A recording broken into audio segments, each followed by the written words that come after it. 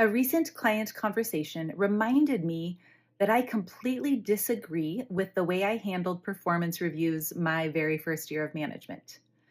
In those reviews, I thought that I owed it to every employee to give them both positive feedback and some nugget of constructive feedback.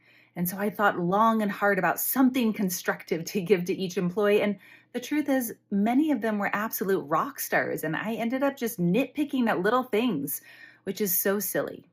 And so, managers, as you prepare for performance reviews this year, I don't want you to feel like you have to bring some piece of constructive feedback to every employee. Instead, if somebody really is just knocking it out of the park, absolutely, you can encourage them in ways that you'd love to see them grow and stretch this next year.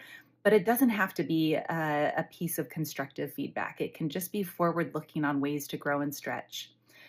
And if you have employees who do need some constructive feedback, I want to remind you that there should be no surprises in the year-end performance review.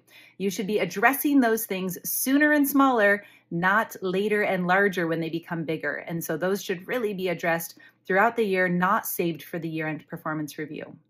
And lastly, if you are the high performing, high achieving, perfectionist employee, likely you want to receive some piece of constructive feedback in your review because you're always wanting to figure out how to get even better.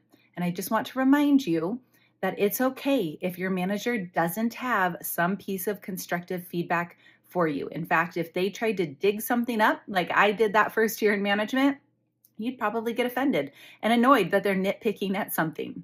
So receive the positive feedback, continue to grow and stretch yourself, but don't be disappointed if they don't give you any piece of constructive or negative feedback in that review.